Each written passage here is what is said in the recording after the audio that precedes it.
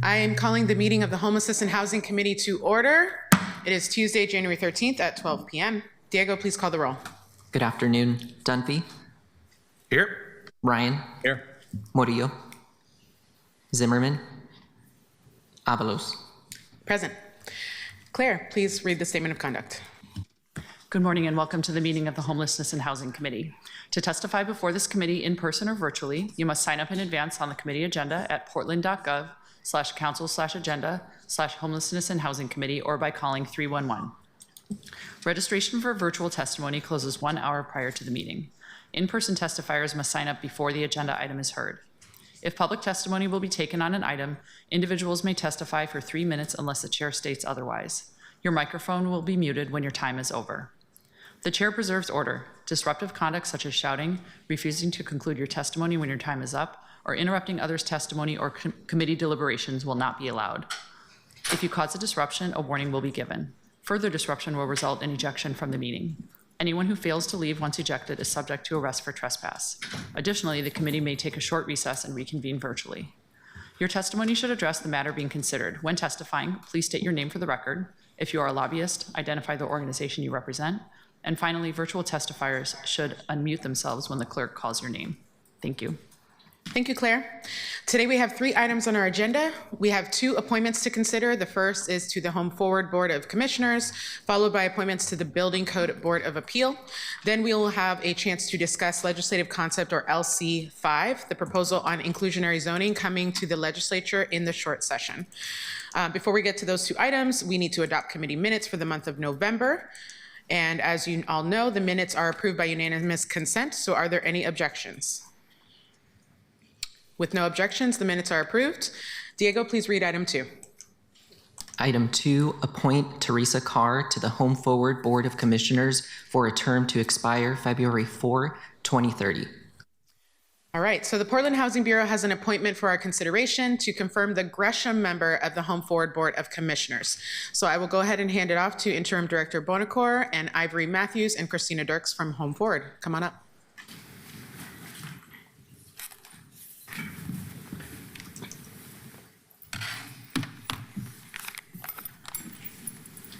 Thank you. Please begin and make sure to state your name for the record.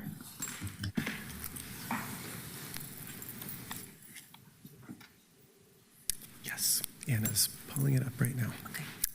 Presentation forthcoming.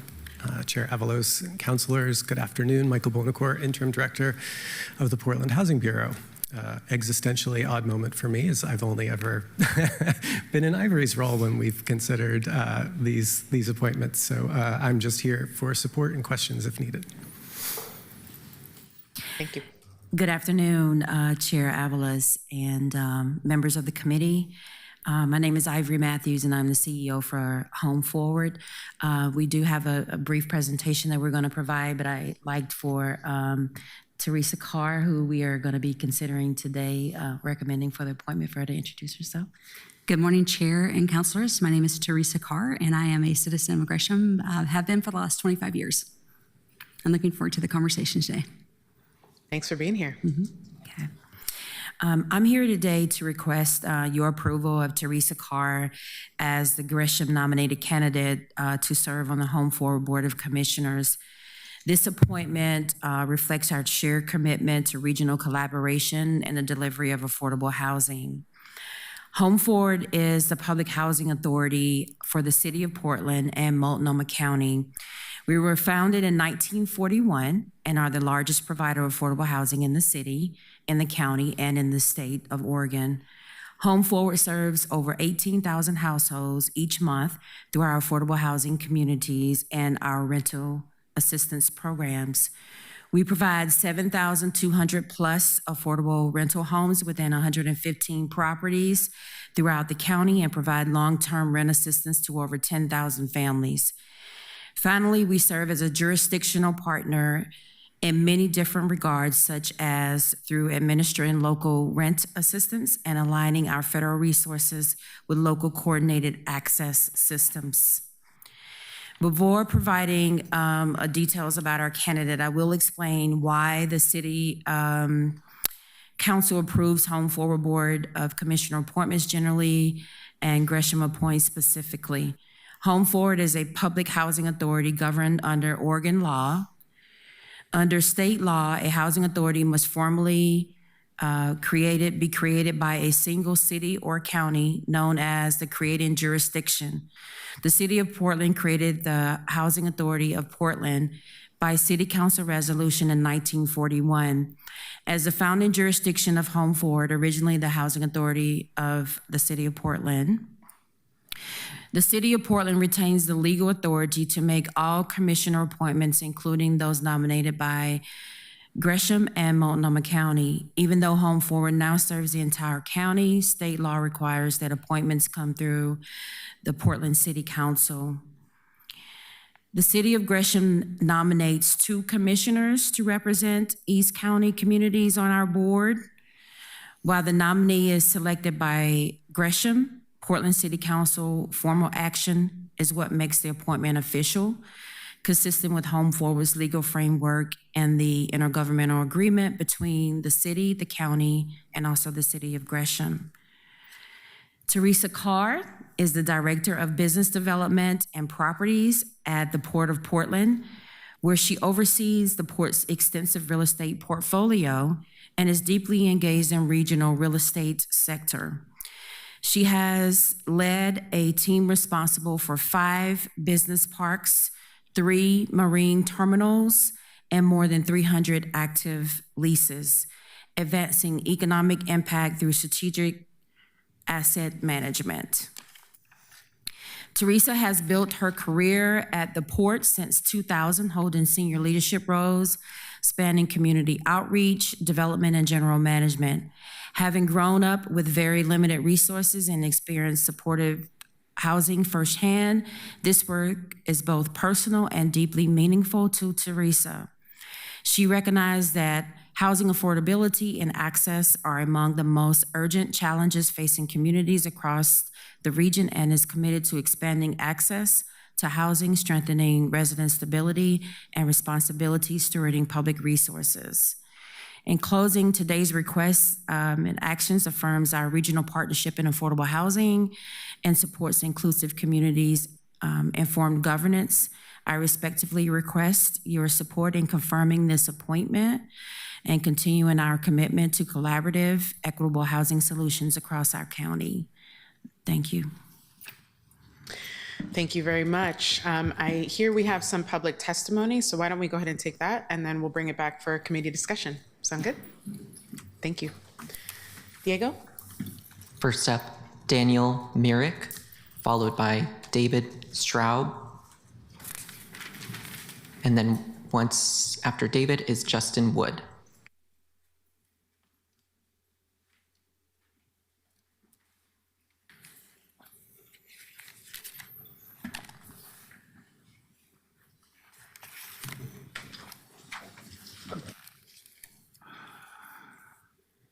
Welcome, please begin.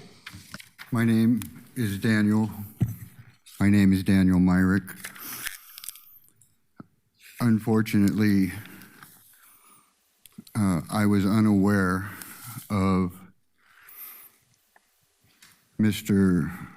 Brandon McFarland's submission and demands to the City of Portland regarding this institution. And his filing with the city makes my comments redundant. So I'm going to defer to Mr. McFarland's demand to our Attorney General to investigate this corporation. Thank you.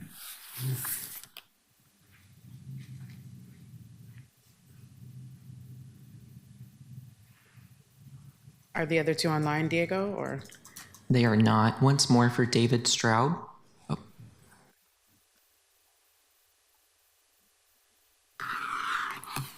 Good afternoon. The reason I'm testifying today is I don't have anything specifically against Teresa Carr. I think she'd probably be a great choice.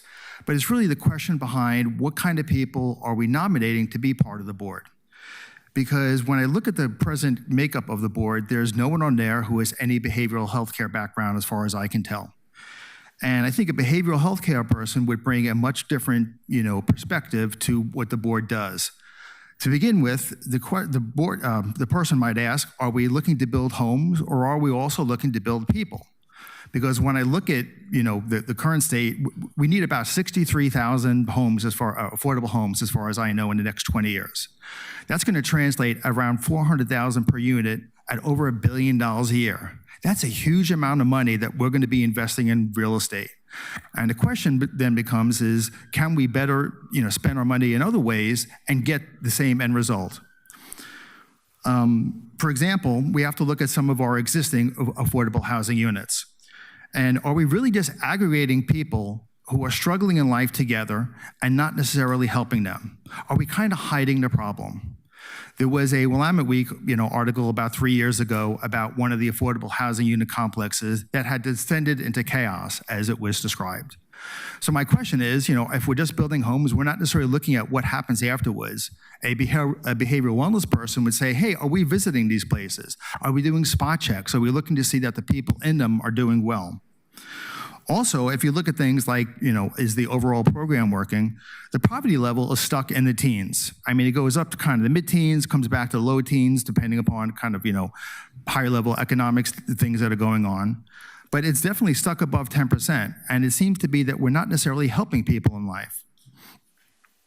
And also, as sometimes what we're calling affordable is not necessarily something that's a whole affordable complex. Sometimes we're just giving part of a complex that is affordable. And maybe that's a better way to do it. But also, a behavioral wellness person would ask, okay, are we just kind of sticking these people in 10% and keeping them separated? Or are we engaging them with programs so that they can, integrate and interact with the other 90% that are there? And to me, I don't see any programs that are, like that going on at Home Forward. But those are the kinds of questions a behavioral wellness person would ask. Also, we have to consider, are we giving these people charity?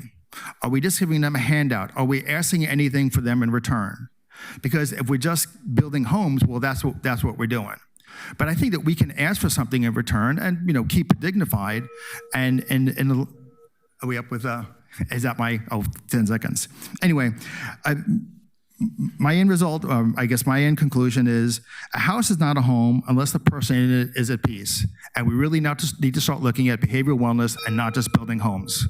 Thank you for your time. Thank you.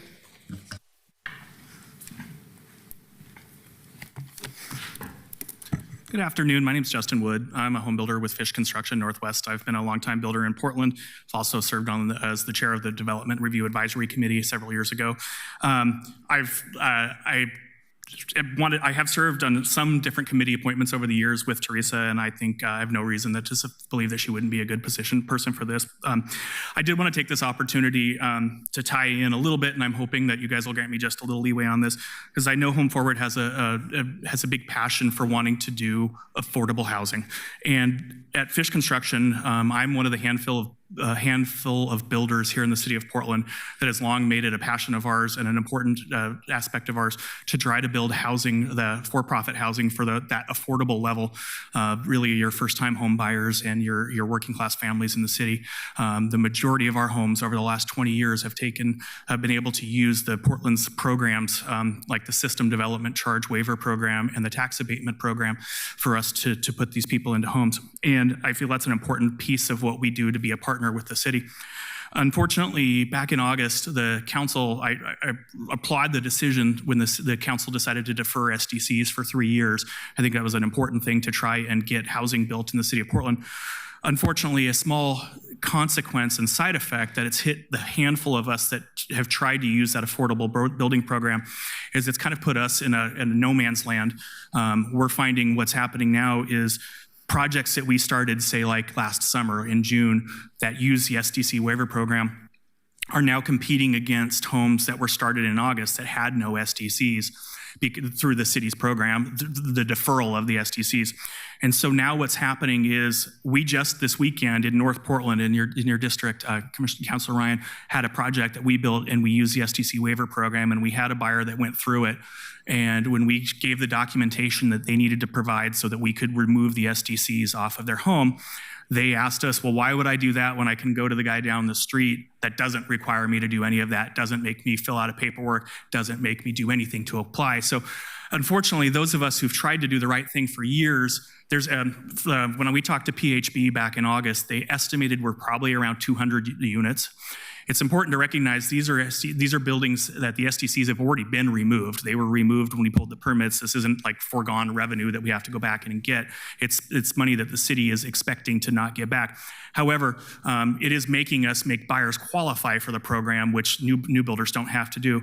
So I would suggest there's two pieces to this that we have to follow. One is an income restriction. Two is a sales price cap. I think a fairly easy fix that the council could take on, and I'm hoping this committee will work on it, is to just remove the income cap. Keep the sales price cap. There's no reason to raise that. But if we could remove the income cap on those homes that are in the SDC waiver program, I think that would really help us out, because I think we're going to be facing some negative consequences over the next 6 months, and I'd hate for us to kind of be hit by an otherwise good program. Thank you. Thank you. Thank you for sharing your feedback. We will be definitely looking into your comments. Thank you. That concludes testimony. All right. Well, then, colleagues, this is our moment to discuss the appointment. Any discussion? Comments? Councilor Ryan? Sure. Thank you, Chair. I think it'd be great if we had sorry, I went away from that. That last testimony was really helpful. Thank you, Justin. If maybe Teresa could come up, and maybe Ivory Matthews as well. Thanks. First of all, thank you for applying, and I realize you're the Gresham appointment, and the Gresham City Council already approved you, so I respect that, and I'm grateful that you're applying for this. And I also want to appreciate you, Ms. Matthews, for sending the letter on December 16th about the vacancies and giving us more information on that. And I want to try to connect the dots between like current news and challenges and then the role of a board member. So as you are coming into this position, and you have great experience, I'm highly supportive of you being on this board. Did you have a chance to have any dialogue with Ivory Matthews about the vacancy rate and the plan of action going forward? And I think that a lot of Portlanders are just really concerned and confused. So it makes it difficult to keep building affordable housing when really smart, compassionate people are like, could you do better on your vacancy rate. So I wanted to use this opportunity to see some checks and balances in action about a current issue, and that is front and center for Home Forward. Yeah, thank you for that question, Chair Avalos and Councilor Ryan. I have had opportunity to interact with IRE, but we've kept it very just brief and overview of the organization versus addressing the challenges because I'm not yet a board member. However, I have read news articles like the average person has, gone on the website and done some, average person research, and I'm looking forward to getting to understand how the organization works and seeing what I can bring to the observations that you're making and that others have made today. Thank you. And Ivory, since this was sent to, I think, all of us, I'm sure I'm not the only one that got this letter on December 16th, is there anything you'd like to add since then? I know that we had holidays in between there. Would you think, has there been any new insights that you'd like to share beyond what was in this letter? Yeah, certainly. Thank you, Councilor Ryan, for asking that question. So the letter I referenced, just for those who aren't aware of the letter itself and the details, it was related to the news articles that were recently published around the number of vacant units that Home Forward currently has in the market. I think that there were parts of the article that was really providing a fair recap of where we currently stand as one of the largest providers of affordable housing in this community and owning a substantial, a large portfolio, over 7,000 units, and we currently have a vacancy rate in the double digits, which includes a number of units that were offline due to comprehensive renovation efforts and due to a major weather event. And so when those units became offline, as most people who are in the real estate business understand, by the nature of the damages that are occurred to particular units, they require a substantial amount of efforts relating to getting inspections done, getting the insurance company involved, bringing on architects and engineers, all of those things that are required in the rehab process of rehabbing over several dozen units. And we know that that's typically not a process that occurs within 2 to 3 months, and sometimes it takes much longer. The other emphasis with those, the number of vacant units, I think that was probably not explained very well in the report out of the article, was that we just purchased 2 new communities in the city of Portland. And those, the purchases of those 2 new developments were a couple of hundred units. And so when you look at vacant units, while the number on the surface seemed to be alarming to folk who would read that article and be really alarmed, it wasn't anything that any real estate, whether you're public or private, faces in administering real estate and property in a community. And so I really appreciate folk who have asked us about what's happening and allowed us the opportunity to explain the details of what was happening within the portfolio without making judgment before having all of the facts. So I really appreciate the opportunity to answer those questions. So thank you. Yeah, thank you. Thank you, Ms. Matthews. I wanted to make sure we daylighted that since it is on the tip of a lot of people's tongue. And I think the more updates we get on the solution to that and seeing the number come down will be helpful. I also want to connect the dots perhaps to testimony that was earlier. I've been a strong advocate for behavioral health and been quite embarrassed about our state and our county's lack of response for decades to that. And I do think we're at a crisis right now. I think it's pretty obvious. You can see it with your own eyes on our streets. And there was a lot of truth to be told with the testimony that I think we're putting increasing numbers of folks that have multiple challenges when they're in our housing, in our affordable housing. And you hear this when you're out listening to constituents. You hear it from people who are in the buildings who have reported they don't feel as safe as they used to. And so I just want to amplify the testimony on what is the the action that will take place, because we increasingly hear safety concerns. Back when I was a housing commissioner for a brief period of time, I remember constantly getting that feedback from housing providers that they felt like there wasn't enough money being offered for security, enough money being offered for services. And I don't think the county and the city has got to the bottom of that. And I think we've been too quiet about that challenge, and we don't name it. And so when we don't name it, it continues to not be solved. So I hope that as a board member, the dialogue will be elevated.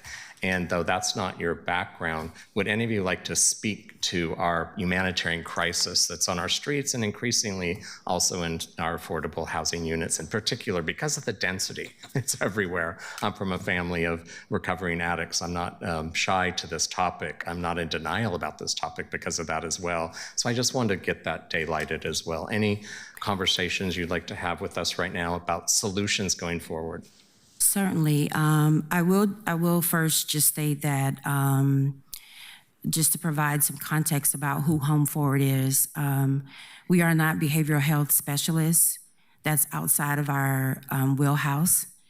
We know that our community is facing a behavioral health crisis.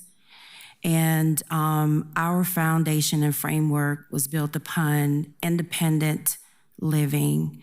But we do recognize that, as I tell folk all the time, no good deed goes unpunished. And we do recognize that the good deeds and the efforts that we make in terms of housing individuals in our community, we do see that the folk who have mental health crisis that might be living in the private market, those individuals who have mental health crisis are also living in units that we have as well. And this is where we have engaged partners in these efforts where we might not have the financial resources to help those folk. We don't receive mental health dollars and we don't receive funds to be able to support people in many cases in the way that they need those supports. But we realize that, we do our best in reaching out to our partners who do have those resources to be able to help families. We do have a small amount of units within our portfolio where we do engage directly with mental health providers, but that's a very small part of our portfolio. It's not the bulk of our portfolio, but there is definitely a crisis, and I appreciate that those conversations being brought up in this arena because we need your help too. And we need for everybody to understand that this is not a home forward problem. This is not a home forward crisis. This is a community crisis where all of us have to engage together to be able to help each of our families be successful in their respective housing situations. I thank you for being transparent. I agree that it is a crisis. We're on the same page about that. I'm not in your role, so I respect how you characterize Home Forward and what it is and what it isn't. You also acknowledge that you have residents that need those services. What steps would you like to tell policymakers, both at the city and county and the state, that could lead us to better solutions than we currently have? Certainly.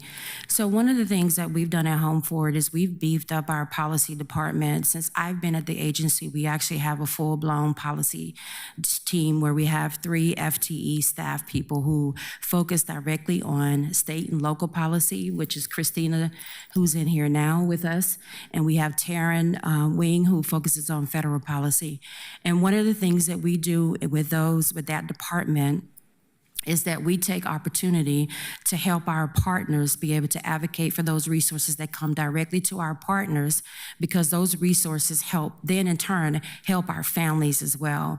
And so we try to engage from that perspective and bring in resources that we can help people have, whether it's full wraparound services to help with their mental health needs, or whether it's temporary resources to get them stable on whatever types of services that they need to keep them stably housed. Because our goal is, you know, we're not in the business of evicting people, and we're not in the business of not housing people who are in need. We want to keep people stably housed, but we do recognize that in order to keep people stably housed, that they need those full supports, those mental health, those behavioral health, all of those supports to be able to live, work, and thrive like any other citizen in this city. And that is something that we don't just talk about. We have lots of data and information to prove that we are taking actions to be able to be engaged in every conversation there is to be able to access resources to help our families live stably in this community.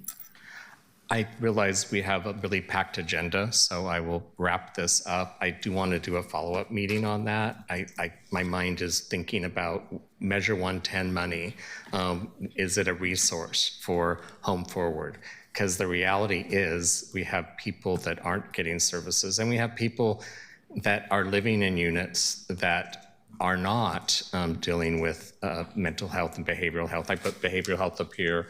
There's mental health, there's addictions underneath it. And what I've heard from people that don't feel as safe as they used to because they notice that some of their neighbors don't seem to be getting those services. So I don't think we're saying anything that all of us don't know. I just want to have further dialogue so that we can get to the solution. And I think that board members like the one being appointed today will provide some refreshing oversight. And I wanted to make sure I daylighted this why someone was coming onto the board who is definitely, Teresa's definitely capable in this role. So I just wanted to make sure that we daylighted what a lot of Portlanders are talking about, but elected officials sometimes don't talk about it. So I thank you so much for participating in this conversation. Thank you. Councillor Dunphy. Thank you. First, Ms. Matthews, I just want to say I am capable of holding two ideas in my head at once. One, I think that the way that you have explained to us and to the public about the specific situations of why Home Forward's portfolio has some significant vacancies right now is absolutely makes sense. There's always situations like that, and I think you've handled yourself with grace in a situation that is deeply unfair and uncharitable in a lot of ways. And I have also heard you say specifically that you recognize we are in a moment of crisis, and sometimes we are put into positions in which we don't get the burden of being treated fairly, that we have to do better than the public can ever expect us to do. And so I hope you hear that the city of Portland wants to be as good of a partner to getting those vacancies taken care of, figuring out the financing component of it, figuring out the affordability levels. And I will also just say that Home Forward has a long history of being an amazing tool in our toolbox. And when you are needing to hammer in a bunch of nails, you want a really good hammer. But sometimes this is a stretched analogy, but sometimes you're faced with a screw. And you can't use a hammer on a screw. And a lot of times we need to have different tools. And I don't think it's reasonable for us to try and assume that all partners can be all things. And I think that some of the biggest problems we've had as a community in responding to the homelessness crisis is that we have reinvented the wheel and asked everybody to try and either stand up new services that they've never done before, or we've tried to empower organizations that maybe didn't have the necessary capacity or skills to deal with that kind of attention. So all that to say is we are all in this together. It's deeply unfair. The crisis is real.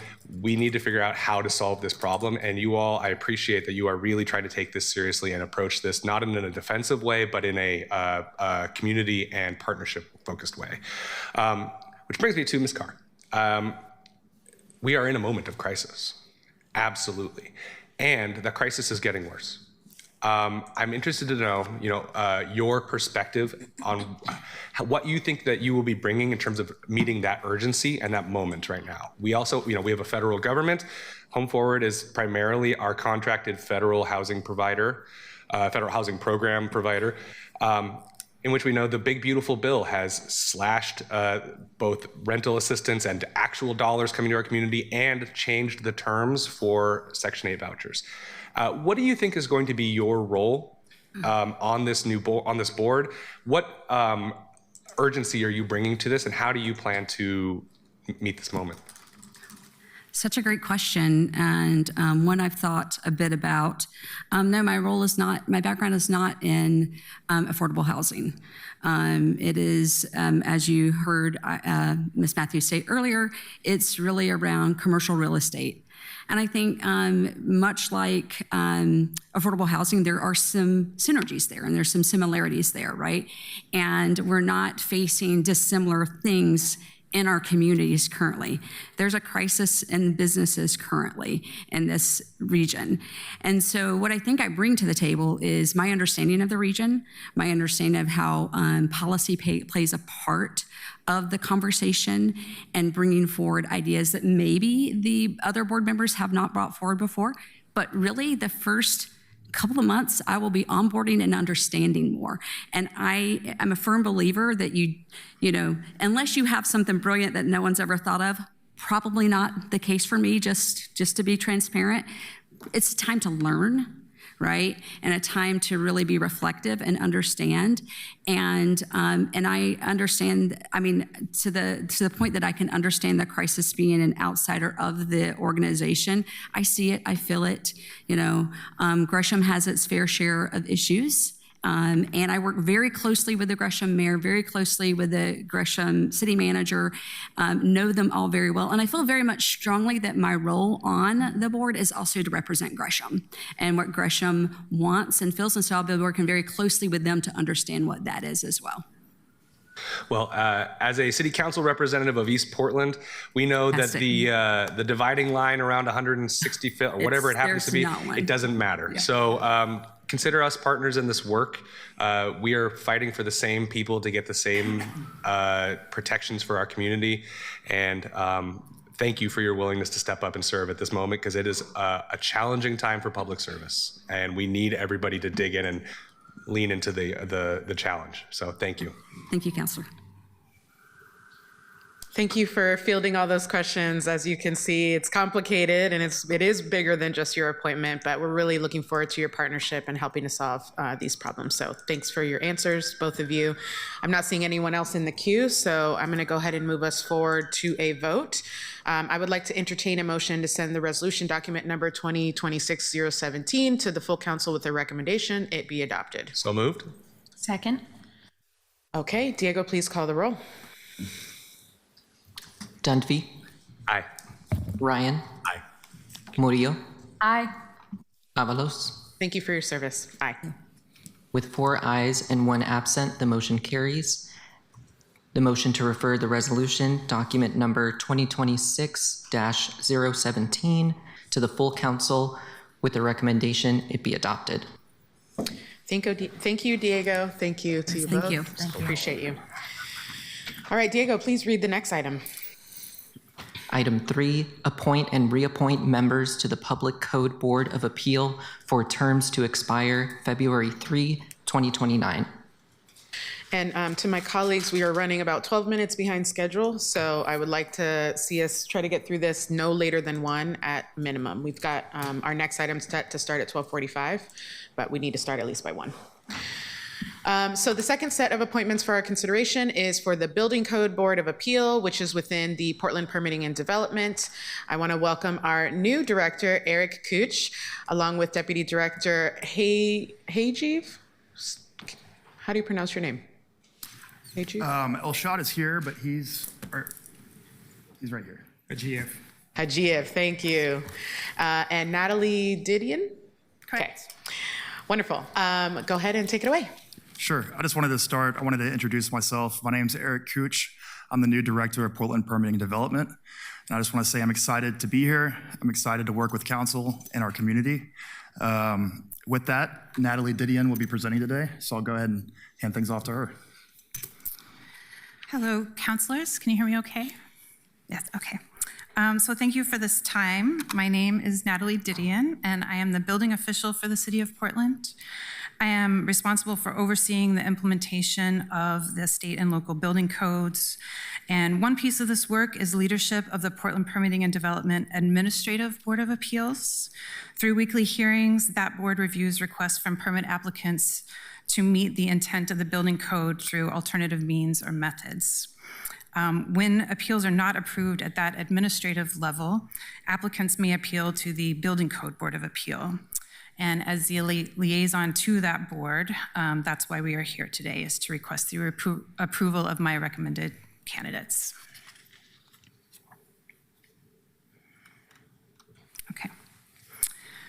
So here's some more detailed information about the Building Code of Board of Appeal. This is a quasi-judicial body made up of members from the community with knowledge and experience with building code requirements. This board consists of 3 members and 3 alternates. And as I mentioned, this board hears appeals that have already been heard at the administrative level and denied. The board members are qualified volunteers, and their decision regarding building code requirements is binding. Members are appointed by City Council for 3-year terms with the option for reappointments, and that's why we're here. Okay, so here's the list of candidates. I have recommending the reappointment of our current members, Eric Bressman, Elizabeth Brett, and Sharon Noby. Currently, we have only 1 position filled on our alternate seats, and we are recommending 2 new appointments for the vacancies. These are Jennifer Alger and Joseph Penzoni. The reason behind recommending reappointments of current members is the extremely low volume of appeals that the current board has seen for the past several years now. For example, this past year, out of 286 administrative appeals boards, only 5 went to the Building Code Board of Appeal. In 2024, there were 2, 2023 had 1, and 2022 had 0. I contribute this to the general slowdown in permitting that came with COVID, but there have also been changes to the efficiency and effectiveness of the appeals heard at the admin level. So here's some background information about the candidates, starting with the current members I am recommending for reappointment. First is Eric Bressman, who is a retired architect with over 40 years experience. He has participated in the adoption of past building codes at the national and state level. As an architect, his role focused on quality control of project documents, specifically on code compliance. Next, Elizabeth Brett is currently a senior project manager whose work involves guiding projects from concept through construction. Her career has focused on supporting educational, government, and nonprofit organizations and encouraging youth and young adults in educational endeavors. She is also a licensed architect with over 25 years experience. Third, we have Sharon Noby, who is a project architect with over 30 years design, building, and construction work focused on shaping and anchoring cities and neighborhoods. She has firsthand experience working with architecture offices and construction companies. Her recent project efforts include maintaining and restoring existing buildings with a focus on extending the life of buildings central to communities. Okay, so here are my recommended candidates for new appointment to the 2 open alternate seats. Jennifer Alger is a small business owner with over 25 years experience in construction. Self-employed since 2010, her business is certified by the Certification Office for Building Inclusion and Diversity and is certified as a women business enterprise / disadvantaged business enterprise. Her work specializes in construction management and contracting. Projects include commercial development for diverse industries, all the way from corporate offices to healthcare and multifamily residential. And then finally, Joseph Penzoni is a licensed architect with over 35 years experience leading project teams on both private and public projects. He is currently a technical architect and consultant for architects with legal claims and business and project management. He maintains continuing education on technical aspects of architecture, the building codes, and problem solving and communication skills. So to wrap up, here is what I'm hoping to see as our next steps. If reappointed, Eric's 3rd term would run from February 4th of this year until February 3rd of 2029. Elizabeth and Sharon's 2nd terms will also run for the same timeline. With new appointments, Jennifer and Joseph's terms will be on the same timeline, serving in 2 of the alternate seats. With these 3 appointments and 2 new appointments, the Building Code Board of Appeal will have its required 3 members and 3 alternates. And I appreciate your support in referring these 5 appointments to full council for approval. So thank you, and I'm happy to answer any questions. I believe I also have all 5 candidates present, so if you want to speak to them as well. Thank you so much for your presentation. And I believe we do not have public testimony, correct? We have one individual signed up. Okay, well then let's go ahead and take that, and then we'll bring you back. Cassidy Kimball.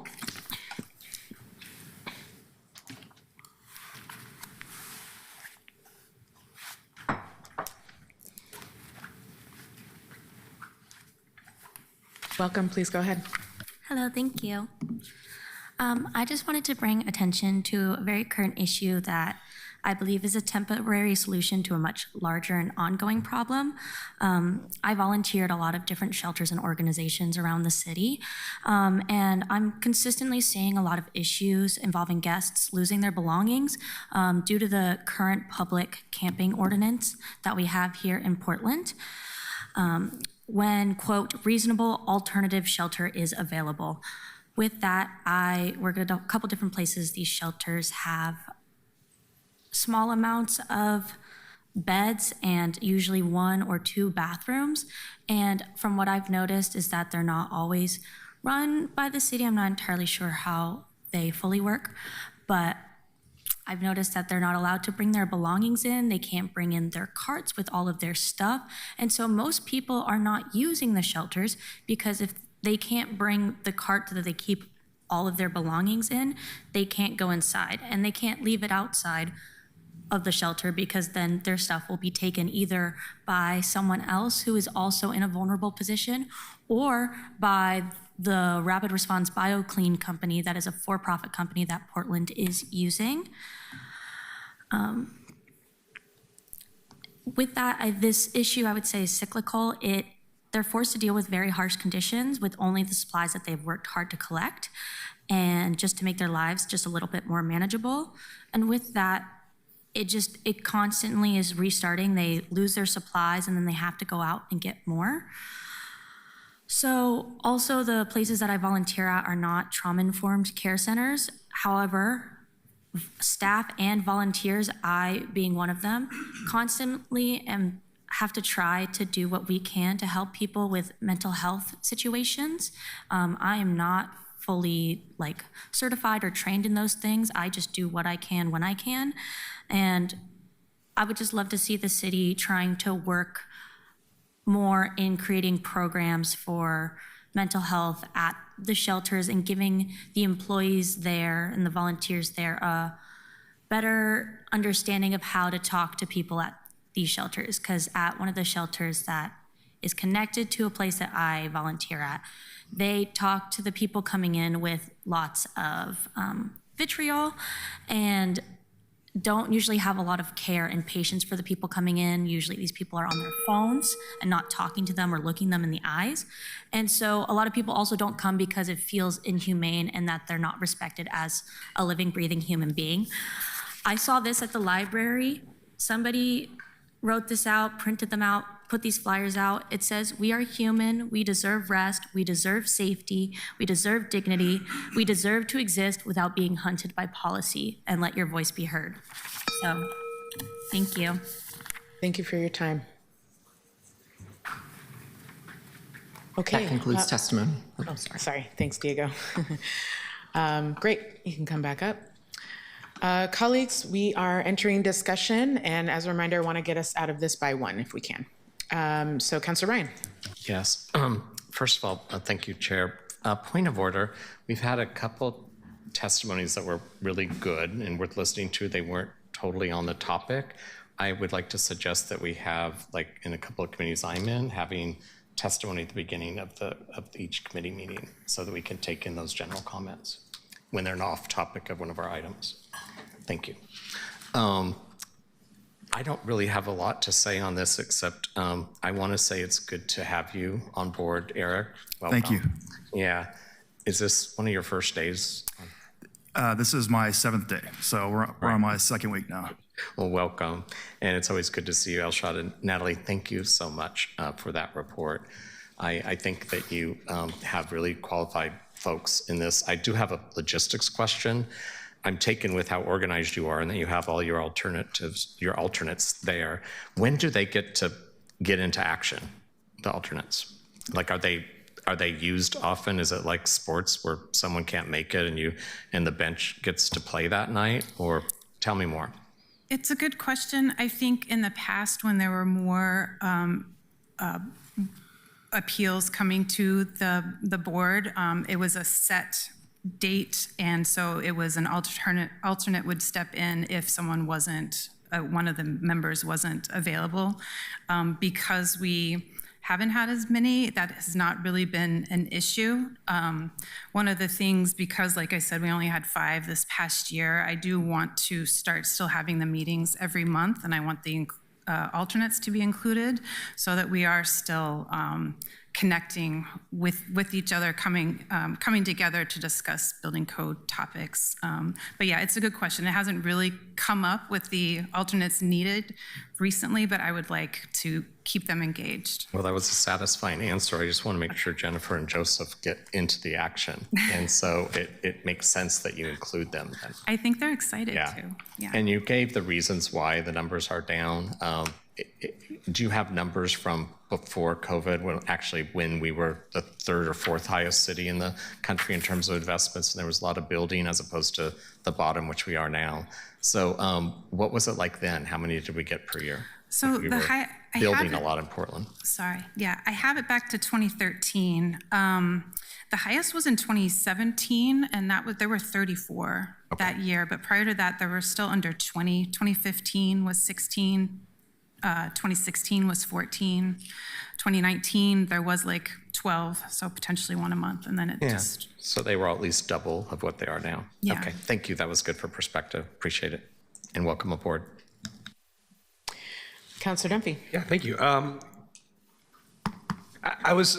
This is maybe the smallest, dumbest thing, but I noticed that this committee of 5 is having all their expiration dates on the same day. Usually I see them, committees have staggered expiration dates. What's the history there? Well, so Eric Bressman, who's currently on the board, his did expire back in September, and then, which was about the 6th month, and then Sharon and Beth did just expire in December. Okay. And so just trying to get everyone onboarded. That makes sense. Logistics. Okay, yeah. And it's 3 members and 2 alternates total. Well, so. It's 3 and 3. There is technically 1 alternate already on the board through September, I believe. Gotcha. Just was interested in that sort of one fact. Like, everybody expires in 29. Okay. So great. Sounds good. Thank you. Colleagues, any further questions? Well, thank you. I'm super grateful for the presentation and just the work that you all are doing and engaging the community to solve some of these hard problems. So, Did they just raise their hands, the ones that are here, that are on this board? Sure. And I think we have 3 online as well. All right. That's Thanks correct. for being here. Yeah, thank you. Okay, well, seeing no further questions. Sharon, did you want to make a comment? Just raise her hand. She's here. Oh, okay. Oh, I see. I see. Okay. Raise your hand. We see you online. Got it. Thank you. All right. Well, then let's go ahead. I will entertain a motion to send report document 2026-018 to the full council with the recommendation it be accepted. So moved. Second. Moved by Councilor Ryan, seconded by Councilor Dunphy. Diego, please call the roll. Dunphy. Aye. Ryan. Aye.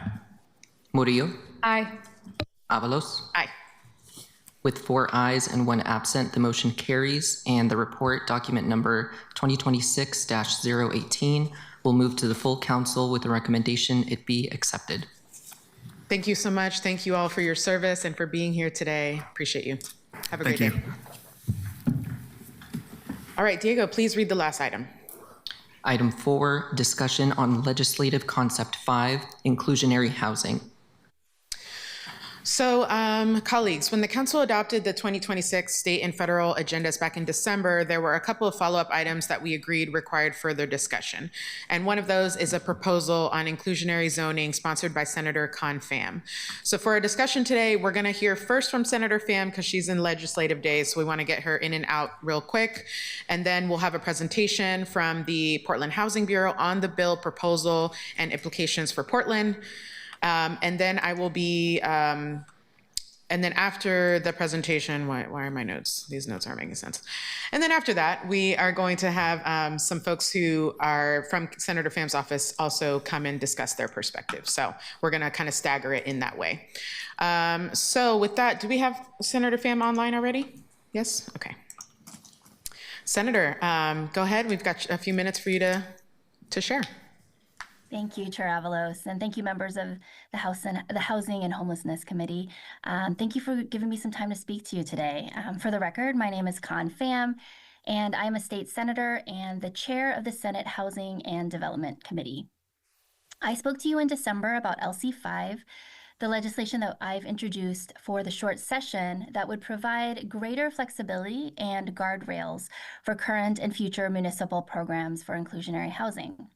And I'm here today to ask you to provide direction to your government affairs team to ensure that the City of Portland doesn't serve as an impediment for advancing this carefully written pro-homes initiative in the 2026 short session.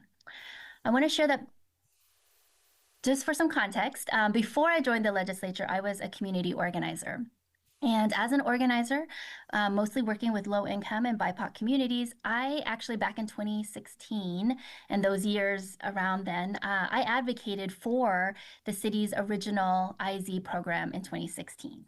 I had many conversations with people, and when I was talk about how it would result in more affordable housing and amenity-rich neighborhoods, and then when people asked me how it would be paid for, I said, well, developers would pay for it. It would come out of their profits. But now that we have the benefit of 10 years of data and experience, I, as a champion of IZ, still now, over a decade later, I've had the opportunity to see the difference between funded and unfunded inclusionary housing. Contrary to what I blithely said before, when inclusionary zoning is unfunded, we found developers didn't just let the costs come out of their pockets. Without any funding support, they chose to go to other states or cities. New building permits disproportionately started shifting to be 19 units, where it might otherwise have been 40 units. Portland's unfunded IZ mandate likely contributed to the loss of hundreds of new homes that, had they been built, would have led to more Portlanders living here today and to Portlanders enjoying lower overall rents. As chair of the Senate Housing Committee, it's my job to figure out how to pass bills to ensure that the state of Oregon builds more homes. We are in a housing crisis, and if we don't build enough homes for our growing population, we will have even more skyrocketing housing prices that are keeping working people and families unable to stay in Portland and thrive. I've heard each of you in this committee affirm your desire to ensure that Portland continues to accelerate housing production as a means to address housing affordability, homelessness, and economic revitalization. So this session, I'm bringing you a finely crafted bill that doesn't ask the City of Portland to undertake anything that it's not already doing, and in fact provides direction for other cities to follow Portland's lead in crafting effective, flexible, and successful inclusionary zoning programs that encourage construction of both market rate and affordable housing. I'm very proud of the work that Portland has done on its IZ, and I want to be clear that my office and other pro-housing advocates have engaged and worked with various entities with the City of Portland to advance this concept for about a year, starting with its inclusion in a larger omnibus housing bill in the 2025 session. The specific statutory language of the bill reflects multiple conversations with the City Attorney's Office, the Portland Housing Bureau, and the Office of Government Relations over the past 8 months. I've heard 3 main concerns from city staff. The first is related to a worry that any requirement would open the city to bad faith litigation. On that point, my office has worked directly with the City Attorney's Office and other stakeholders and refined LC5's statutory language to mitigate this risk. Under the new amendment, the burden of arbitrating the city's recalibration analysis falls almost entirely on a litigant instead of the city. If the city analysis is not appealed within 7 days, just 7 days of adoption of the analysis, then it is valid and the city is legally allowed to apply IZ mandates to all buildings. If it is appealed and the appellant loses, an appellant must now pay the attorney fees of both sides. We think this is an effective deterrent for any kind of frivolous litigation. The second concern I've heard is that the method of economic analysis is too prescriptive. So we've added recently catch-all language that explicitly addresses that concern, stating that a city can use whatever economic analysis or funding method it wants as long as the math actually shows that the costs and benefits are in balance. Lastly, we've heard that LC5 is more restrictive than current statute. Again, I want to reiterate that this bill does not require the City of Portland to do anything more than it already does. The rental program already complies, and the condo program would likely comply by extending the current SDC waiver for mixed-income condo buildings. LC5 gives the city other options too, and some of them are new. The only meaningful constraint of LC5 is to prohibit the city from continuing an IZ program if the program is not funded in the future. We know that in the future, local city and county governments are going to face tough budget constraints, and we don't want housing production to be on the cutting block. I hope that this can be a statutory nudge to ensure inclusionary zoning is prioritized so it continues to provide the benefit of cost-effective, affordable housing and socioeconomic integration of new neighborhood development. An unfunded, malfunctioning inclusionary housing program is the worst of both worlds.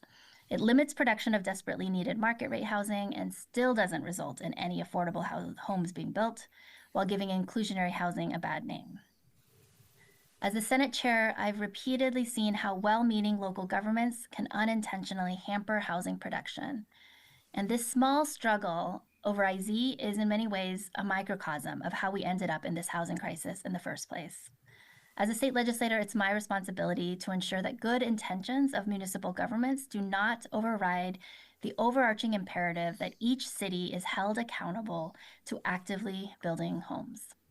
This bill has a support from a wide variety of business leaders, affordable housing advocates, tenants groups, and housing developers. We literally have OBI and the realtors in agreement with the Community Alliance of Tenants. They've reviewed the legislation and believe this policy will advance the production of affordable and market rate homes, both ownership and rental. I ask that you use this hearing this afternoon to encourage city staffers to explain why they continue to express skepticism for this initiative, even with all the changes that have been made, and what it would take for them to be supportive of this bill. And I hope you'll ultimately encourage the City of Portland to issue a statement of formal support, or at least neutrality, on this piece of important legislation. Thank you. Thank you so much, Senator, for your time. And as we all know, this is really complicated, and it's why we're having this conversation, so we can try to unpack some of those questions. So thanks for setting the stage. With that, let's bring up PHB staff to, sorry. Yes, sorry. Senator Pham, before you go, Councilor Ryan has something to ask. I just want to thank you, Senator Pham, for your helpful and inspiring testimony. You are a champion to build more affordable housing, and your knowledge is laced with some humility, which was very inspiring. You've been through a lot in the last 10 years to get to the details of getting actual outcomes, and I just really appreciate the transparency in the testimony. And bravo to the coalition that you brought together. I've been involved not as long as you, but I haven't often seen that coupling of the lobby that is supportive of your legislation. So thank you. My lens is now in a better place as I listen to the rest of the presentation. Thank you so much. Thank you. All right, let's bring up PHB staff, please.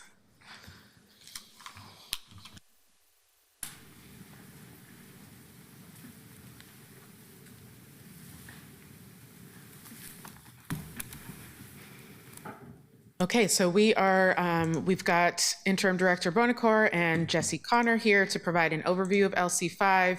And I'll also note that we have Director Chase and City Attorney Adrian Delcato here to help answer questions as well.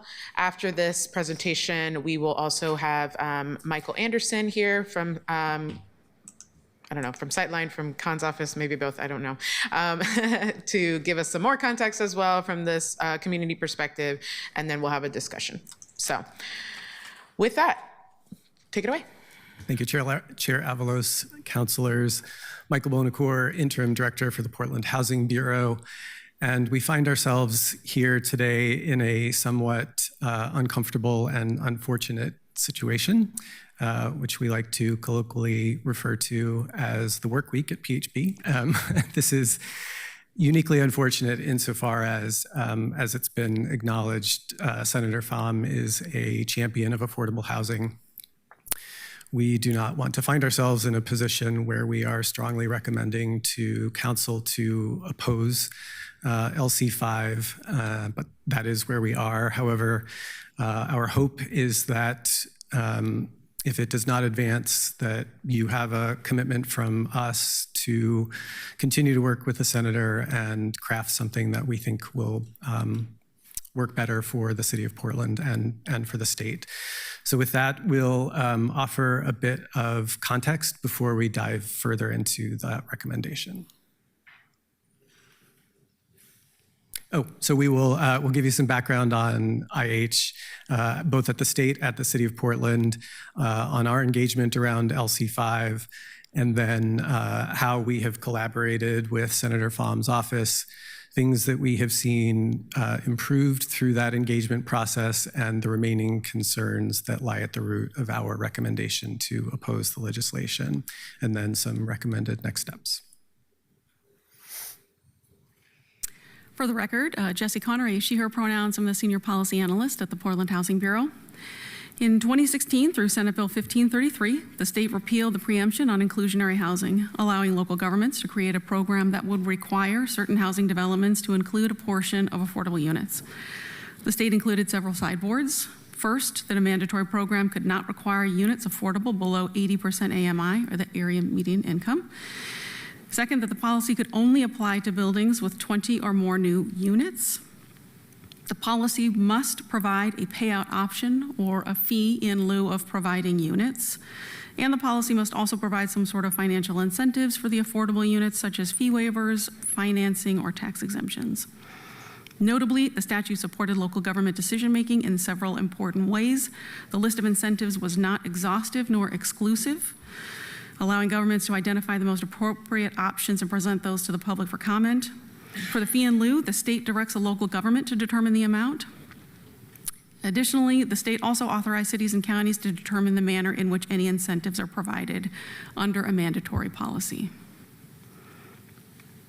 Following the state's authorization of IH, the city began a policy concept, financial feasibility analysis, and stakeholder engagement process, including the convening of a panel of experts consisting of professionals with public and private housing development, housing policy, and financing expertise. On behalf of the city, the Housing Bureau engaged an economic and real estate consultant team to develop prototypical development scenarios at a variety of cost, operating, and developer return assumptions. The financial offset package was created to include construction excise tax waivers, system development charge waivers, property tax exemption, and development incentives such as additional height, density, and parking waivers. Portland's inclusionary housing program was adopted at the end of 2016 with an effective date a couple of months later in February 2017, and committed to periodically reviewing the program for technical, administrative, and financial feasibility. Over the life of the program, the city has regularly made technical and administrative revisions based on internal and external stakeholder feedback. In 2023, the IH calibration study resulted in an expanded program availability and significantly increased offsets in higher cost development areas. The calibration approach closely mirrored the 2016 approach, convening an external stakeholder group of industry experts focused on the private market, engaged a team of professional economists experienced in local IH program evaluations, and created a financial feasibility analysis reflective of current market conditions, a variety of development prototypes by geography, unit mix, height, and construction materials. And on this slide, you'll also see some of the cost and revenue assumptions used in our current methodology, including hard costs, so the Construction materials is an example of that. Some of the soft costs, such as architectural and design, system development charges, developer and investor return assumptions, residual land values, market rate rents and affordable rents based on unit type and mix, residential rental operating expenses, and vacancy rates. Michael? So as Senator Pham said, this concept was first proposed in the 2024 legislative session to update the existing state statutes that govern the local inclusionary housing program with an intention of making it more friendly to other cities to adopt. And there are some ways in which it adds flexibility from the current state law. So it allows affordability to be set at either 60% or 80% AMI now, and would allow the program to apply to smaller developments outside the city of Portland, so smaller buildings with 10 plus units. Here is just sort of a mapping of the ways in which we have engaged with the sponsor so far. That has included extensive engagement by PHB staff as well as from legal counsel and from the Office of Government Relations. And so through that engagement process, we appreciate that there has certainly been a good faith effort from the Senator's office to hear our concerns, and there are some ways in which we feel the concept has improved. It has lowered the requirement to eliminate financial impact from 120% per unit cost to 100% where it stands now. Reduced the frequency of required calibration studies from every 3 years to every 6 years, and proposed edits to lower legal risk. And a big remaining issue is that while legal risk has been improved, our assessment is that it has not been reduced to a degree that is satisfactory for the city. So a bit about some of the outstanding concerns. One is the required economic analysis. So there's a requirement to periodically do an economic analysis and update the programs, which dictates what the analysis should include. And while the concept language includes options for how a jurisdiction conducts that analysis, it insists that the analysis arrives at offsets in amounts totaling no less than the expected marginal loss in value for the development as calculated. And so in essence, it means each project must be made entirely whole. And in the absence of being made entirely whole, with a degree of subjectivity in that criteria, there's then an obligation for the city to make up any difference. And the thorough analysis that we described that we currently undergo is not designed with that in mind. It requires that we offer financial offsets and incentives to fully eliminate any financial impacts to projects. And in the most recent calibration study, which we can forward to all of your offices, the rigorous economic analysis that was conducted by an economics technical consultant in collaboration with us was designed to arrive at offsets that landed within a range of 100% covering the expense associated with inclusionary housing. So it's designed to provide a reasonable assurance that our requirement for affordable housing is not deterring the development of new projects, and reasonable assurance at the project level is not the city guaranteeing that every project will be made 100% whole every time.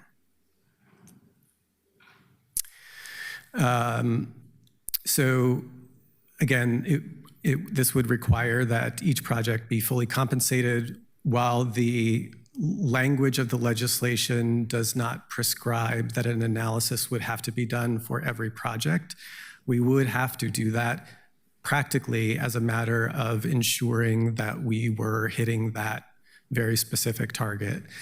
And the requirement is particularly complicated to guarantee for homeownership units since the future homeowners receive that property tax benefit and not the developer.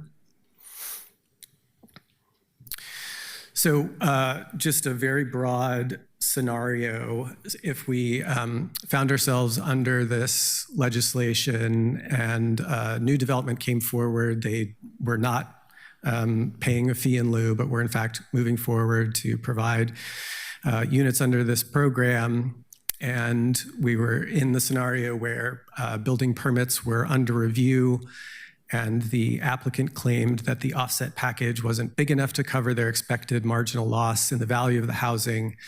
That claim would be based on their assumptions about what the lost rental income for the property for the next 99 years would be, their own assessment of vacancies, value of zoning and development bonuses, other factors. So that has the potential of slowing down the permitting process and, as described before, the potential financial impacts to the city.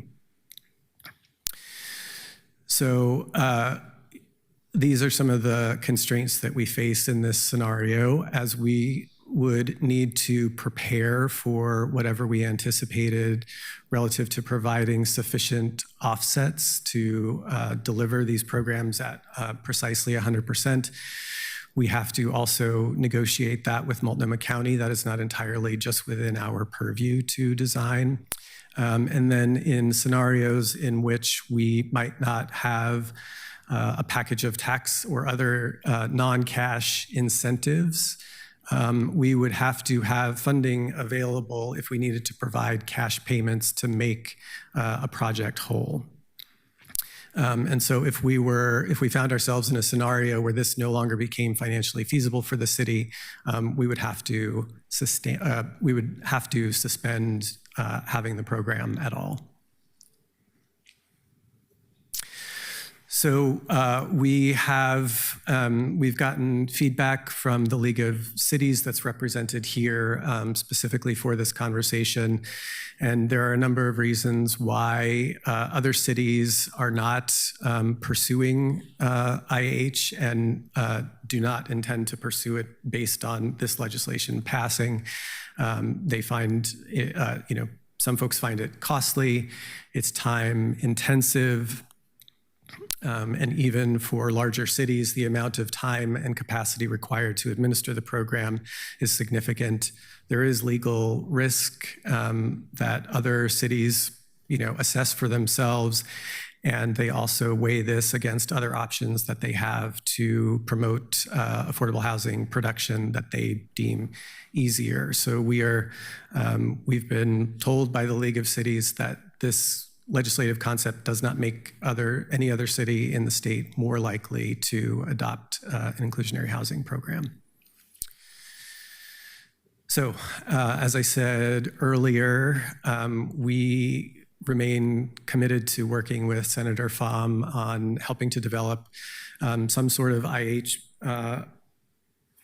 evolution that we believe would not create undue exposure or liability for the city of Portland.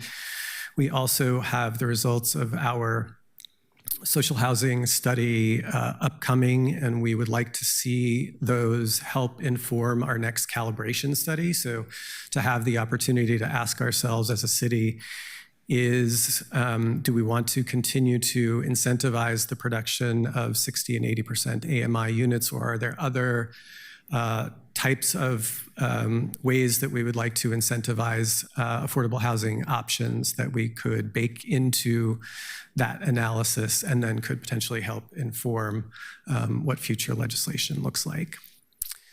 And with that, we will take your questions.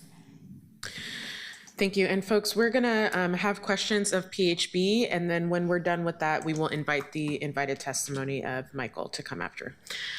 So Councilor Dunphy. Thank you. I'll start by saying I think I'm closer to understanding the city's position at this moment. I've been a little challenged. I think I understand, and please help me walk through this. and I'm going to use wildly stupid numbers, and they're not real. But let's say an apartment building is being built, and there's $20 million apartments, and they decide under the IH program, one of those will be affordable, and we're going to call that a $200,000 apartment. And in this circumstance, if this state law were in action, the city would be obligated to fill the difference between if it had been $1 million apartment versus it being a $200,000 apartment. And we functionally have to make up that difference in a prescribed financial way. Is that sort of the big chunk of it? Whereas right now we have a range where 80 to 120 is possible, and it sort of depends on the circumstances. Is that a big part of it that like we know now is prescribed? Very broadly speaking, I think you're correct. I mean, I think you understand you've oversimplified the. Yeah, absolutely. What is the delta? Absolutely. But yes. Wildly oversimplifying I think, it for my own cartoonish brain. Yes. And the way these Q&As will go is that I attempt to answer, and then I spin around. And you look at the brilliant people sitting behind you. Yeah. Oh, already I need Adrian. All right, great. Adrian, come on. For the record, Adrian Delgado, City Attorney's Office. I will also attempt to answer this question starting out with, I am not an economist. Nobody here at this table is an economist, but it would be great to consult one.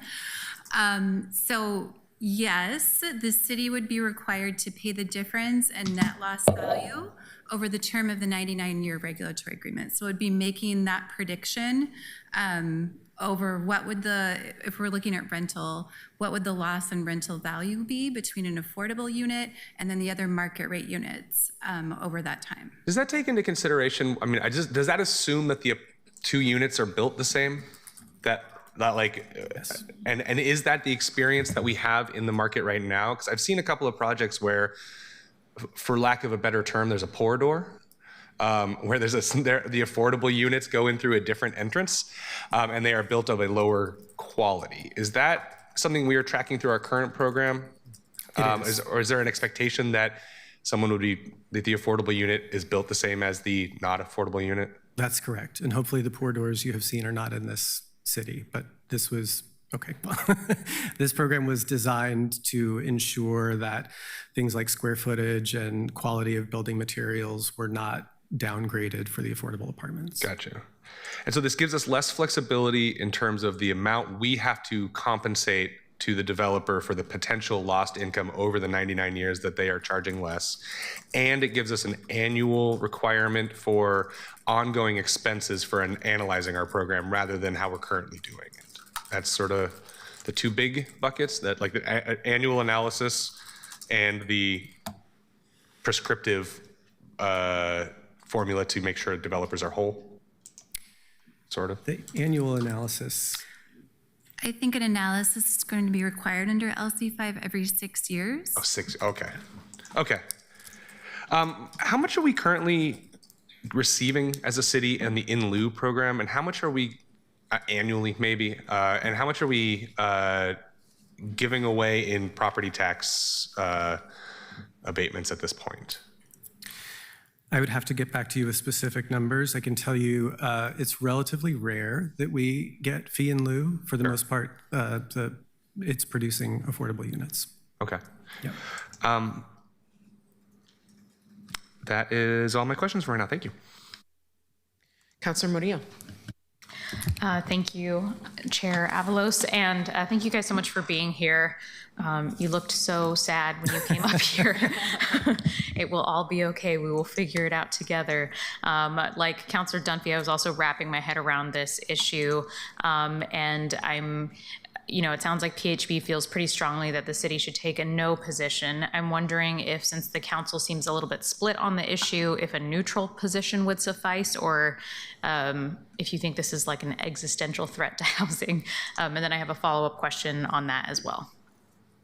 Yes, I would say we unfortunately feel unequivocally that we recommend to you that the position is to oppose.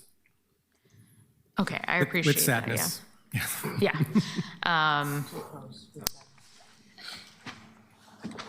I guess a follow-up question I have is, you gave us some background on the history of funded and unfunded inclusionary zoning and the workarounds that some of these developers do when we don't have funded or incentivized inclusionary zoning. So I guess my question is, if economic or political conditions were to shift and the program is no longer funded, do you think it's preferable for us as the City of Portland to reduce the goals of the inclusionary zoning program to balance the funding, or leave the current requirements in place but unfunded?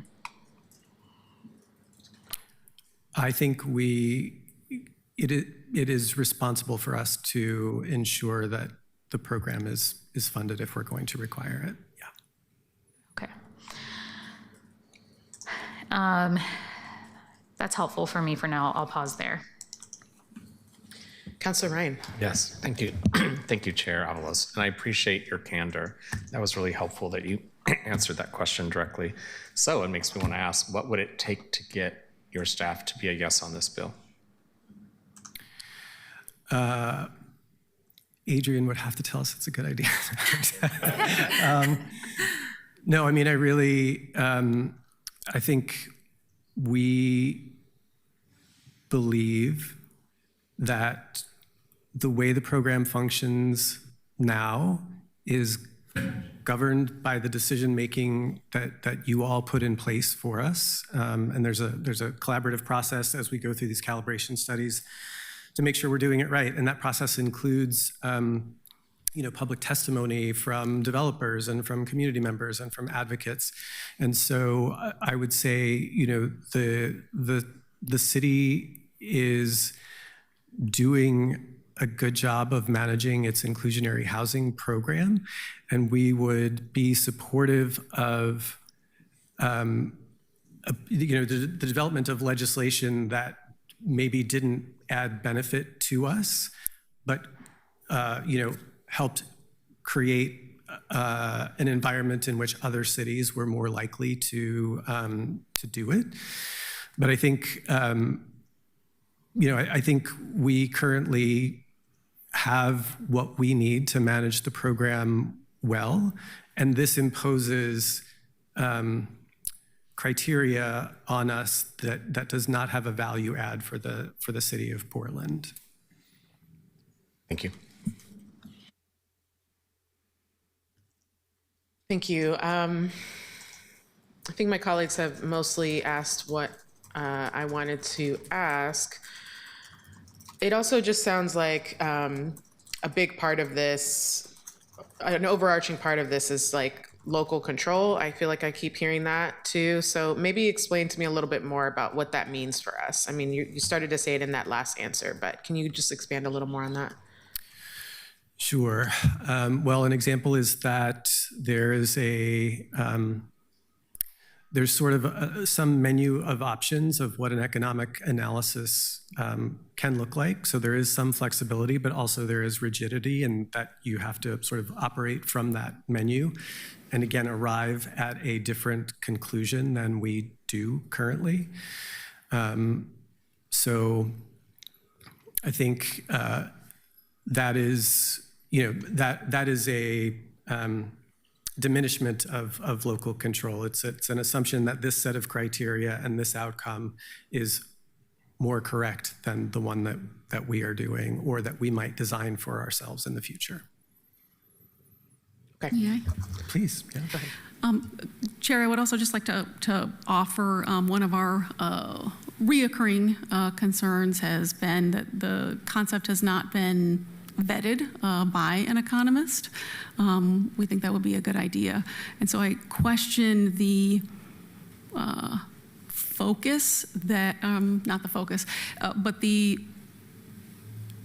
marginal loss in value is the measure, is the correct and right measure that we should be using in a feasibility analysis. So I don't understand still why that is the metric that we are using, and I question, based on the robust methodology that we currently use, why is it that, and perhaps not the inclusion of something else? I want to offer for your consideration. Thank you for that. I'm not seeing other hands. Colleagues, last call to ask PHB some questions, and then we'll bring up our next panel. Feel good? Thank you all. Okay, thank you for your time. Okay, and so lastly, we're going to bring up Michael Anderson from Sightline Institute to offer us some more perspective from the community on this bill. Thanks so much, Chair Avalos and members of the committee. Michael Anderson with Sightline Institute. I cannot speak for the Senator's office. I have been working with her and other advocates to talk about this. And I know that you extended an invitation to Sarah from Habitat Portland. She couldn't make it because she's in New York City learning about limited equity co-ops, which are incidentally one of the mixed income affordability options that this legislation would explicitly allow in the bill. But anyway, she sends her regrets. My regrets for saying that earlier. I forgot. No problem. Thanks.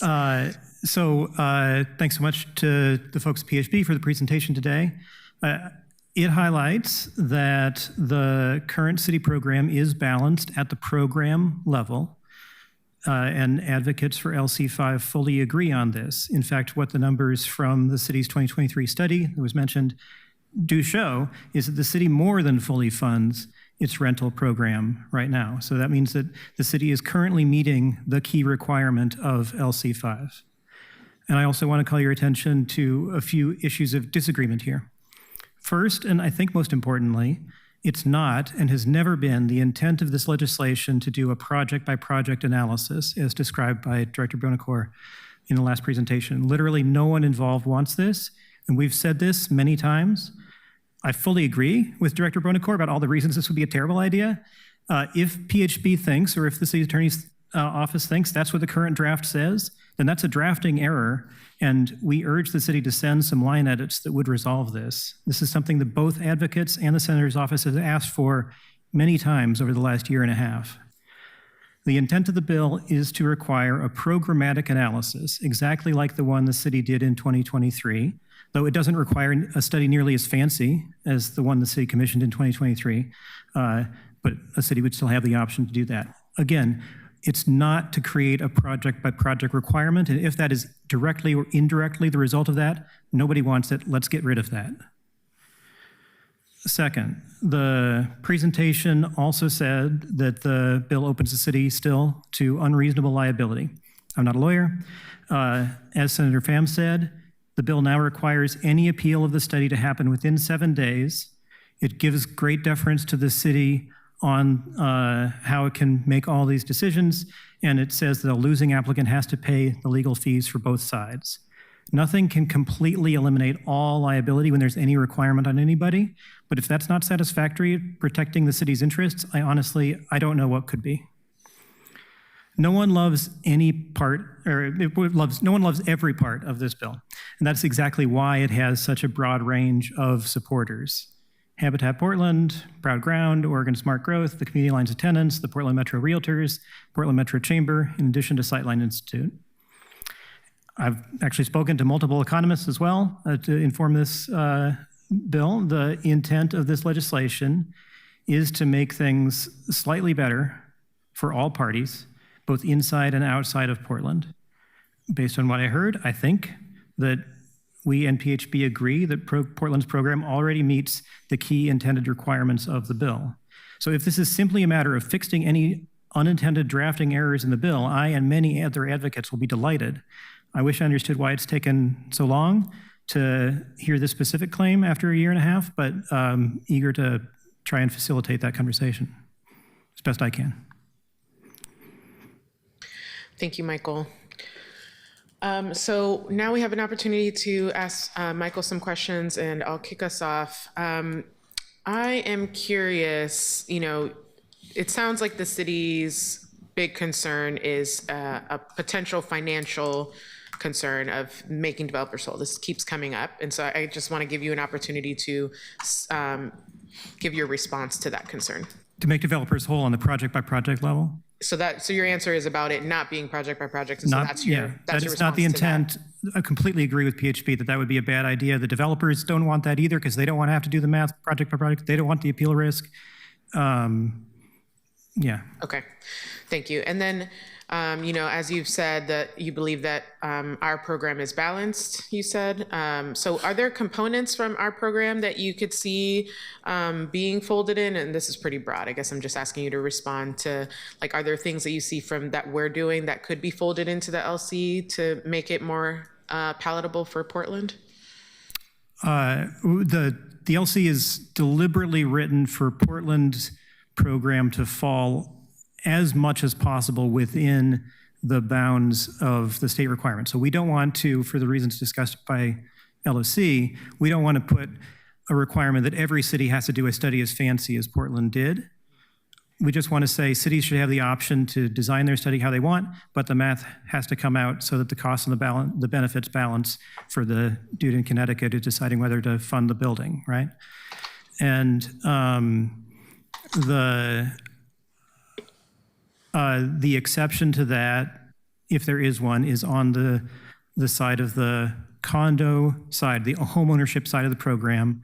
The current program has never produced a below market condo, and since 2017, it has never been recalibrated since 2017. So this would require the city to do on the condo side what it did on the rental side, to run the numbers, to come up with a plan to make sure that the prototypical project has enough costs and benefits to balance itself, but not to put any obligation on the city to look down the numbers of every single project after that. So we think, I worked with Habitat to develop a proposal that we think would open a path for the city to do that by 2029, mostly, if not entirely, by extending the SDC waiver past 2029 on these mixed income condo buildings. That is one of multiple options that this bill would open for complying on the homeownership side. But that's the one thing that the city is not doing every jot and tittle of right now, that the bill, as intended anyway, would be trying to require. Thank you, Michael. I'm going to go to Councilor Dunphy. Thank you. Michael, we've had this conversation in private. I'd like to have it in public a little bit. Why is this the tool? Why, like right now we have something like 1,700 vacant units at 60%, and this really does peg this whole program at 60%. And according to the data I've seen, 60% of AMI is roughly equivalent to a market rate apartment in my district. Why should we be caring about this program right now? Is this really where we should be putting our pressure in, or is this just a tool in the toolbox?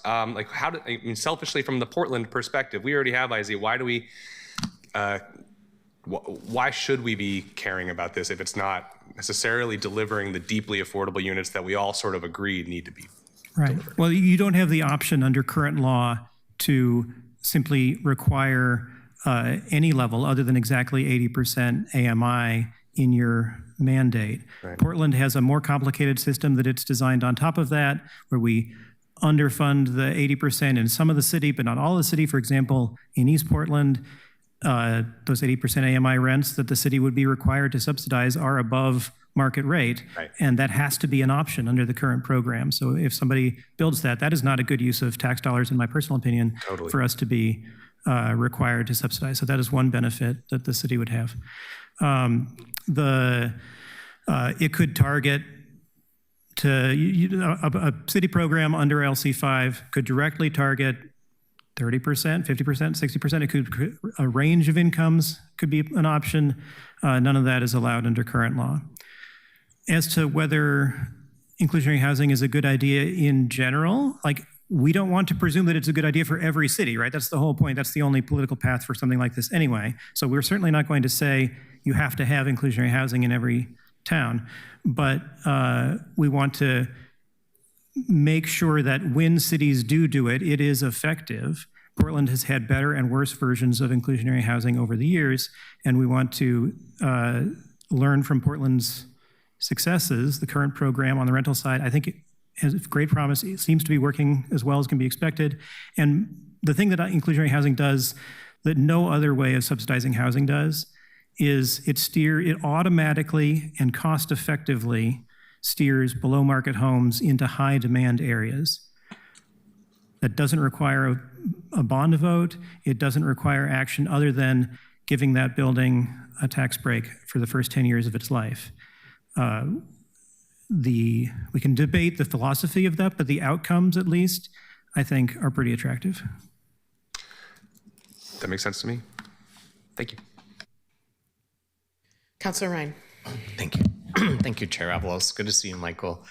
Your work on the 22-23 inclusionary housing recalibration was very impressive. Thank you for remaining in this work. It's a fascinating day to see so many different people who are involved in this sector having some different opinions on this issue. So I just want to cut to the chase on a couple of things. How could the condo provision in this bill promote new condo home ownership in Portland? I think that there are many reasons that we haven't had a wave of condo production since 2007 or so. Exactly. This is one of a bunch of problems that have been solved. I think we took a big crack at trying to solve some more of them in the legislature last year when there were some changes to condo defect liability law. If that and other work succeeds in opening a window for new condo production, I can imagine, I know Sarah from Habitat has spoken specifically about how she doesn't want to miss the opportunity to get the OMSI site, the Montgomery Park, Albina, Lloyd, all these potential redevelopment opportunities. If we just got one building of condos that penciled in there, it would be really nice, and we could have a crafted sort of set of different price points within those buildings that it would make financial sense for a private developer to finance. So the great downside of inclusionary zoning is that it only works if people in the private sector actually decide to do it, right? And there's no way we can force somebody to, you can lead a horse to water, you can't make them drink. There's no way that we can force somebody to spend their money on something they don't want to. The only thing we can do as a city, as we design a program, is to say, we're doing our best to hold this program harmless, to say we are going to be paying for the cost of it. And the happy news, the thing that personally persuaded me that this is worth putting money into, is that it's actually pretty cost effective to do it. It is pretty good way on a unit by unit basis for the public to create housing in these high demand areas. The other question is, thank you, is do you think this state bill would help level the development donut around Portland if other jurisdictions fund an inclusionary zoning program? I think that so Portland's program on the rental side is, I think, pretty productive. We don't have a ton of investment flowing in, but during the 2017 to 23 period, it was just under half of all projects were in that 12 to 19 unit range, and projects of 12 or more, which was double the previous rate. And since the reforms in 2024, since the city fully funded its program in more of those neighborhoods, that's returned to about just under a quarter of buildings, which is exactly the rate it was prior to the program. So that's the best evidence that I think we have to show that the current program is working. And to the extent that we have a development donut, it's not the IZ program's fault. If in the future, Lake Oswego wanted to respond to state mandates and say we have to allow a bunch of apartment buildings, but we're going to put every requirement we can find on them to make sure that they don't get built. And I don't want to say that Lake Oswego would do that today, but they could in the future. There's nothing in statute preventing that from happening. And I think that that's something that motivates the senator, from what I understand, is that as we are pursuing state level reforms that require every city to carry its share of housing growth, that we should be not only ensuring that cities are not using this tool in bad faith, as Portland is not, but also to ensure that we can get mixed income developments in those cities. Thank you.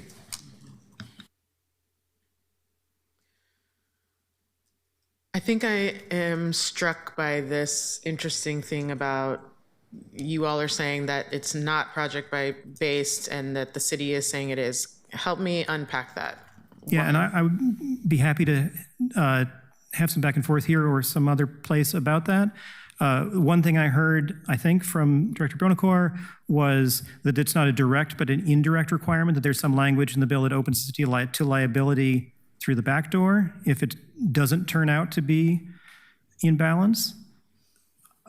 We have done our best. We have worked with the professional legislative counsel at the state to draft it so that does not happen, but it's possible that he made a mistake and we can fix that. So I guess I want to make sure that that's not the technical hurdle that tanks this whole thing, because if that is truly the main area of concern, we can definitely, in my view, find a way to address that.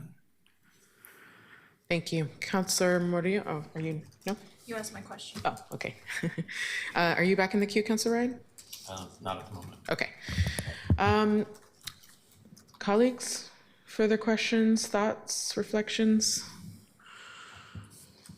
Yeah, I think, Michael, I was trying to get at, and I think you got there with your example, but it seems like there's some merit in evening the playing field beyond Portland and having the state provide some guidelines and some codes. But I don't want to put words in your mouth. I think I had this conversation with the BPS staffer a year ago when we were talking about the last version of this bill. And I said, there are a lot of cities in Oregon that don't want more housing. Portland is an exception. We have an unusually pro-housing politics on both sides of your aisle. And I'm glad about that, but it's not the case that every city will be motivated to have a good faith version of inclusionary zoning. Councillor Dunphy. Yeah, I just want to say out loud that I really appreciate where you and Councillor Pham are trying to get the state to go and trying to get this program to be right-sized. I just have some really deep concerns about the IH program broadly. Like, I fully agree that, like, it is an opportunity for us to continually get units dispersed throughout the neighborhoods in ways that the city never would if we were the issuer of the bonds to go out and build these things, and that if we're going to do it, it's going to cost hundreds of millions of dollars and going to take 6 to 10 years before we can see a single door open. And this keeps us in the affordability game. I just worry that we are putting, I don't know, we're 20 years into the 10-year plan to end homelessness, right? Housing affordability is worse than it's ever been. And we have a ton of vacancies at this price point already. And I don't see us as a city, even if we had the additional power of a statewide bill, choosing to invest and say we're going to buy all these units down to 30%, because that comes with a whole other slew of problems. I worry that in a moment of crisis as a community, and with a zero-sum budget that we have, I just don't know that this is the juice worth squeezing. And I continue to worry about that broadly. I don't have a question. I just wanted to say that that we are putting a lot of energy into this IZ conversation in the city and the conversation between Portland and Salem. And I just don't know that this is the right place for us to be. If we truly are in a moment of emergency, if we are in a housing emergency, this isn't, I mean, it's the same with SDC waivers and, permit reform. We're never going to solve homelessness by making public works permits easier. Like, that's not it. But so I that is a nag in the back of my brain, and has been for the last year, that like, this sounds like a really great program to debate when we aren't seeing 16,000 people homeless right now. And so I'm struggling with that. And I'm also struggling to, I have the highest respect for city employees and their analysis of the work, and I fully believe what you have said. And I'm having a hard time saying no to the most bizarre coalition of supporters that I've ever seen, the most cross-the-board coalition, in ways that also make me feel like I'm missing something. So I'm struggling with a lot of different feelings up here. So that's all I'll say for now. If you'd permit me now for a comment on the first part, I don't think that LC5 prohibits any city, including for Portland, from like getting rid of or suspending inclusionary zoning. If that was what you wanted to do, I don't think you should do that. I will happily debate you on that. But, and I expect to be, there was mention of the county, I expect to be personally at the county in 2027 saying, yes, this is a great program, it's a great use of your 10-year tax abatement allowance. Let's keep this funded if the program continues to exist, right? And I'll be happily saying that whatever the city does as well. But the but with it, like I said, this is not written in a way that would constrain the city. And so if that's your concern, I guess I would urge you that LC5 is compatible with that concern. Councilor Ryan? Yeah, thank you, Chair. Michael, you're a thoughtful bridge builder. And so when I was in the hot seat for a while in this space, I always recall you being somebody I could go to get reflections that would help me bridge the different dialogues I was having with, say, developers and with housing activists and providers. So when I saw that coalition that usually doesn't come together came together to support this bill, why do you think they came together to support this bill? Because many of them have. Yeah, I think every single one was holding their nose to some extent, right? But every single one decided that there was something that was a little bit better than the status quo for them. So I can't speak for all of our partners, but I can, or coalition members, but I think people are coming in for different reasons. We disagree on a bunch of things, and I'm glad that we've been able to put aside the things we disagree about to say, yeah, this is a stepwise improvement on this one thing that I guess I fear that isn't a high priority for anybody else to solve. Thank you. That kind of sounded like a summary of the recalibration study of 2023. Appreciate it. Okay, colleagues, any further comments or questions? Well, it sounds like we have more work to do in continuing to explore this and try to get to the root of it. But I think what you're hearing, or at least what I'm hearing, is that we want to be partners and we want to figure it out. Obviously, we have to, be responsive to what the city is telling us and trying to take that into account, as well as seeing that broad coalition. And yeah, it gives us pause, right? Of like, well, okay, well, if everyone else is on board, why are we not? So I think that's what we're grappling with as leaders up here. But we'll continue to work with government relations, with our PHB staff to unpack the problems. And you have my commitment to continue trying to figuring out how we can get to yes, because I hear that and I understand that. And I don't think that our staff don't want that either necessarily, but obviously they have to, give us what their real perspective is, and we have to take that seriously. But it's definitely my intention to get us closer to that, because I think as the coalition shows, and as we all know, we all agree that we need more housing. We all agree that there's an urgent need to get on the same page about it. And this really feels like one of those important issues that we need to figure out. So you have my commitment to keep working towards that. Thank you so much. And thanks to the staff as well.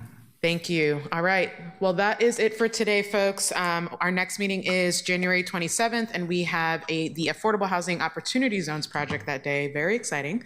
So we'll see you there. I will close it out at 1:51. Craziest now, I think. The rain.